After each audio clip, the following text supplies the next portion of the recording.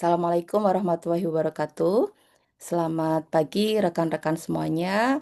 Berjumpa kembali pada pertemuan kita yang pertama untuk mata kuliah metode untuk mata kuliah riset operasi agribisnis ya. Ini adalah salah satu mata kuliah yang menjadi landasan ya pemahaman teman-teman berkaitan dengan metodologi gitu ya, dengan judul riset operasi agribisnis.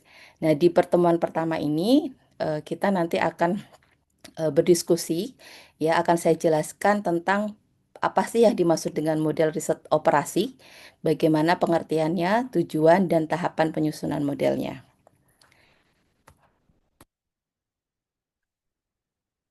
Baik. Nah, sebelum kita nanti pelajari lebih lanjut, ingin saya sampaikan bahwa apa sih yang menjadi capaian pembelajaran dari mata kuliah ini? Dengan mata kuliah ini diharapkan mahasiswa mampu memformulasikan permasalahan bisnis ke dalam model kuantitatif deterministik, gitu ya. Nah, secara khusus sub CPMK-nya atau sub capaian pembelajaran mata kuliahnya adalah agar mahasiswa mampu memformulasikan persoalan agribisnis ke dalam model riset operasi. Seperti itu. Ya, baik sebelum kita diskusikan lebih lanjut tentang apa sih model riset operasi agribisnis itu, kita punya satu pertanyaan yang mendasar gitu ya. Apa sih sebetulnya yang dimaksud dengan model? Ada yang mau ngasih pendapat apa ya yang dimaksud dengan model? Kalau kita mendengar kata model itu apa yang terpikir dalam pikiran kita? Silahkan.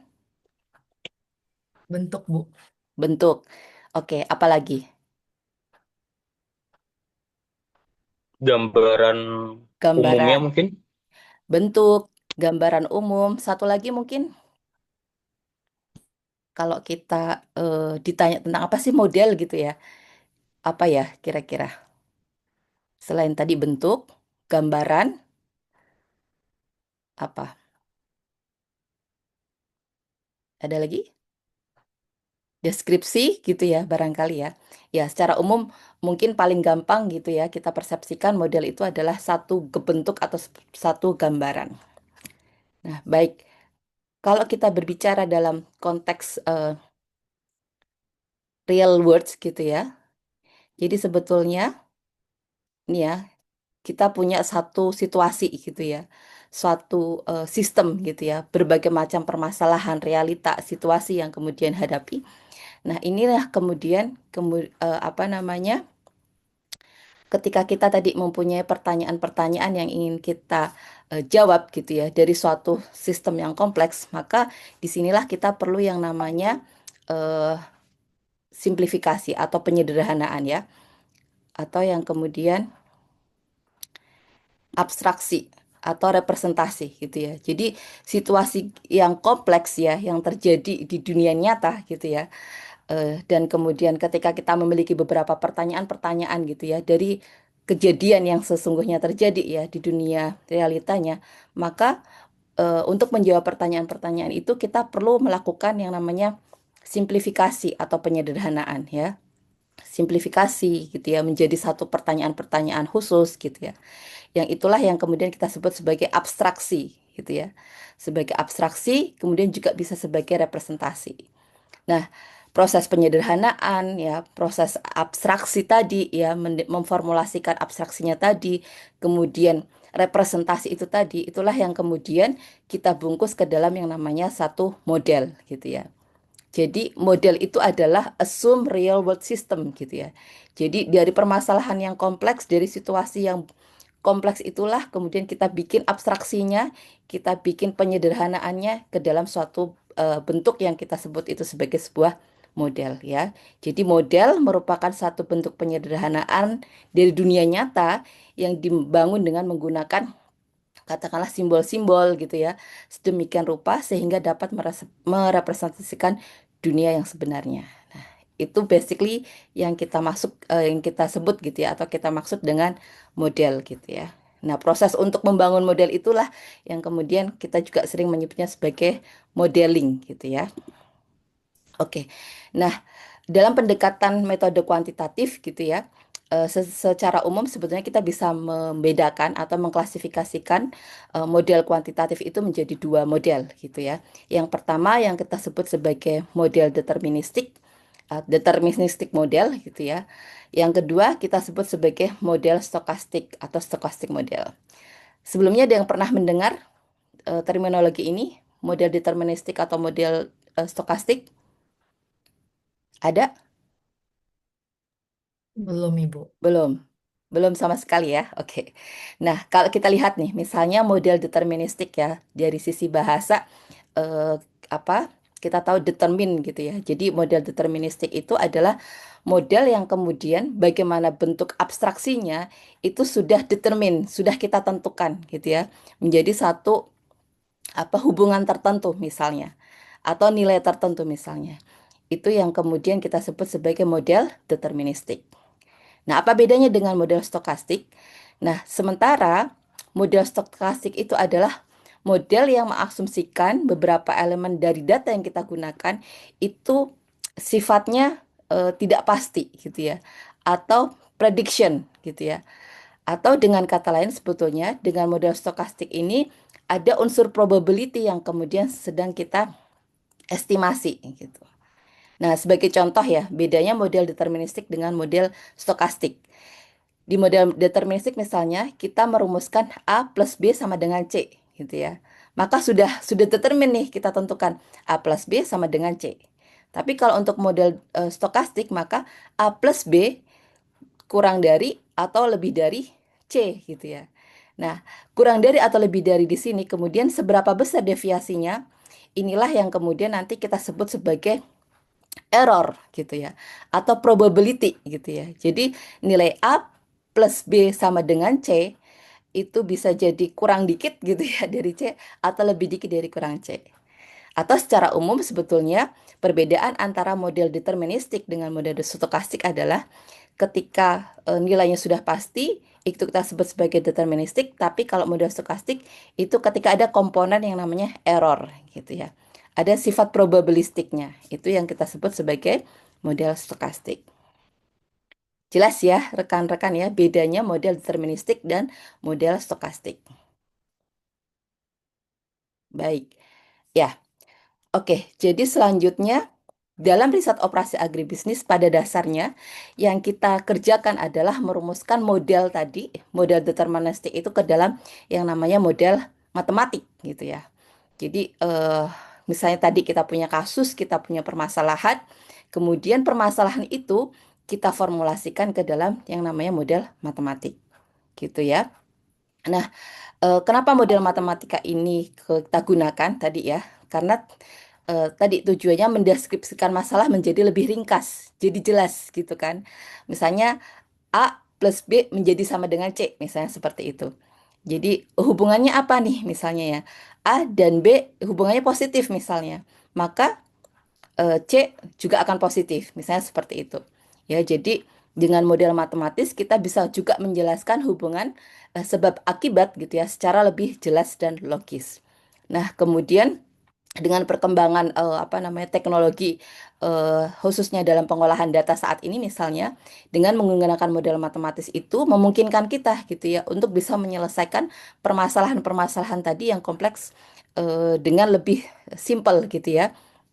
Seperti itu gitu ya. Jadi model matematika ini, riset operasi agribisnis ini adalah suatu pendekatan dengan kita memformulasikan model matematik untuk menjelaskan permasalahan-permasalahan yang kompleks menjadi lebih ringkas seperti itu. Kurang lebih begitu. Nah, oke. Jadi ini tadi, nah secara lebih khusus lagi, riset operasi itu gitu ya, model riset operasi itu sebetulnya adalah salah satu model matematik yang membantu kita untuk menentukan yang namanya keputusan optimum ya. Keputusan optimum dari sejumlah pilihan yang tersedia di dalam satu lingkup organisasi untuk mencapai tujuan tertentu. Nah, kemudian tadi jadi sebetulnya model riset operasi itu adalah model untuk model matematis untuk menjawab tadi keputusan optimum, keputusan terbaik gitu ya terutama misalnya dalam konteks ekonomi dan bisnis. Nah, kemudian di dalam model matematika itu ada yang kemudian kita sebut sebagai kendala gitu ya. Jadi kalau kita punya satu tujuan, kita punya kendala gitu ya. Nah, dengan riset operasi inilah ya, kemudian kita merumuskan model optimumnya gitu ya untuk menjawab tadi pertanyaan, jadi keputusan terbaiknya itu apa? Keputusan optimumnya seperti apa? Nah, kurang lebih seperti itu yang dimaksud dengan model riset operasi. Oke, lanjut dengan tadi ya yang barusan saya sampaikan. Jadi secara umum model riset operasi itu strukturnya ada dua ya. Yang pertama adalah yang kita sebut sebagai objective function atau fungsi tujuan. Ya, jadi formulasi bagaimana formulasi matematik gitu ya dari sejumlah variabel keputusan ya kita sebut untuk kemudian tadi menjawab satu tujuan tertentu. Nah, biasanya tujuan itu tadi kan titik optimum ya. Apakah itu apa namanya kita sebut sebagai maksimisasi atau kita sebut sebagai minimisasi gitu ya. Jadi mencari titik maksimal, mencari titik minimum gitu ya. Itu yang akan dirumuskan di dalam fungsi tujuan. Nah, selanjutnya tadi ya eh, ada situasi yang kita sebut sebagai constraint atau kendala gitu ya. Jadi setelah kita merumuskan fungsi tujuan, selanjutnya di dalam model riset operasi ada perumusan fungsi kendala ya. Yang sama merupakan fungsi formulasi matematik yang menghubungkan variabel keputusan dengan kendala yang ada. Nah, di dalam organisasi bisnis umumnya ada tiga macam kendala gitu ya. Yang pertama, kendala berkaitan dengan sumber daya. Kemudian yang kedua kendala eksternal dan yang ketiga yang kita sebut sebagai kendala subjektif gitu ya. Jadi ada tiga jenis kendala ini yang umumnya muncul dalam organisasi bisnis gitu ya atau dalam konteks ekonomi dan bisnis. Demikian. Oke. Nah, bagaimanakah tahapannya untuk kita merumuskan model riset operasi ini? Yang pertama tadi ya, kita perlu mengidentifikasikan dulu ya, mengidentifikasi, merumuskan permasalahannya itu apa ya. Permasalahan bisnisnya apa? Misalnya, apakah bagaimana caranya untuk mendapatkan profit yang maksimum? Bagaimana caranya mendapatkan biaya yang minimum gitu ya? Itu misalnya dua pertanyaan yang paling umum yang misalnya kita diskusikan ya dalam konteks bisnis misalnya ya. Seperti itu. Jadi harus jelas dulu nih, apa sih rumusan masalahnya gitu ya, kasusnya seperti apa pertanyaan yang ingin kita jawab gitu ya. Kemudian yang kedua, setelah kemudian kita tadi ya merumuskan fungsi tujuan, kemudian merumuskan fungsi kendalanya dari permasalahan yang kita rumuskan tersebut, kemudian kita mengidentifikasi ini data kuantitatif apa yang dibutuhkan ya. Data kuantitatif itu tentu saja tadi merujuk pada variabel-variabel keputusan apa sih yang kemudian perlu kita tentukan gitu ya untuk menjawab fungsi tujuannya tadi. Nah, kalau sudah apa namanya kita tentukan modelnya seperti apa, kemudian kita kumpulkan datanya sehingga kemudian nanti kita bisa menghitung, mengkalkulasi tadi ya sehingga kita akan menemukan jawaban dari setiap variabel keputusan itu harus bagaimana gitu ya. Nah, yang keempat tadi ya, mencari mencari jawabannya itu adalah mencari solusi dari model riset operasinya. Secara umum misalnya kita bisa menggunakan metode grafik, metode simplex dan seterusnya ya, tergantung dari kompleksitas model riset operasi yang kita miliki seperti itu. Nah, kalau sudah nanti ada proses validasi hasilnya, kemudian juga interpretasi dan terakhir kembali lagi menjawab dari permasalahan yang kita rumuskan di awal gitu ya. Jadi misalnya untuk mendapatkan profit yang maksimum gitu misalnya ya, gimana nih solusinya ya terhadap misalnya jumlah produk yang harus kita produksi, ya kapan dan sebagainya seperti itu. Ya, jadi kurang lebih seperti itu tahapan dan metode dalam model riset operasi. Oke, nah ini misalnya contoh ya dari permasalahan bisnis yang kemudian bisa kita lihat ya. Misalnya di sini ada satu perusahaan namanya PT Indosakti yang dia merupakan perusahaan pengolah makanan gini ya. Nanas sebagai bahan baku utama misalnya, kemudian PT Indosakti ini memproduksi empat jenis produk makanan A, B, C, D misalnya ya, dengan menggunakan empat jenis mesin pengolah M1, M2, dan M3 dan M4. Nah, di sini ada informasi berkaitan dengan kapasitas dari mesin yang digunakan, gitu ya. Ada dengan kapasitas totalnya 1000 jam kerja, kemudian punya kontrak penjualan dengan distributor produk A, B, C, D ya, masing-masing sebesar 800, 750, 500 dan 550 unit. Kemudian pada kontrak tersebut misalnya disebutkan jika perusahaan tidak bisa memenuhi jumlah produk yang diminta distributor, maka perusahaan akan membayar penalti gitu ya. Biaya penaltinya sekian gitu ya. Dan kemudian harga untuk setiap unitnya juga ada ya, misalnya 30, 40, 20 dan 10 rupiah. Nah, selanjutnya, nah ini ya, ini tadi ya yang berkaitan dengan kendala gitu ya. Jadi eh, tadi kan aktivitasnya terkait dengan produksi gitu ya. Produk makanan tadi olahan nanas ya. Kemudian di sini ada informasi tentang kapasitas mesin untuk jenis-jenis produknya. Nah, ini adalah salah satu contoh yang kemudian nanti akan kita rumuskan ke dalam apa? Fungsi kendalanya gitu ya. Seperti itu. Oke, itu tadi contoh sederhananya. Nah, ini ada satu kasus lagi menarik ya di dalam bidang agribisnis. Misalnya ada seorang petani, katakanlah namanya Pak Agrib, gitu ya. Dia memiliki lahan sawah berpengairan irigasi seluas 1,5 hektar dan lahan kering seluas 2 hektar, gitu ya. Nah, dan seterusnya. Intinya beliau apa namanya punya beberapa pilihan nih ya. Eh, apakah kemudian mau menggunakan lahannya untuk beternak gitu ya, atau bagaimana gitu ya. Nah, di sini ada sedikit informasinya. Kemudian ini informasi tentang pilihan komoditasnya ya.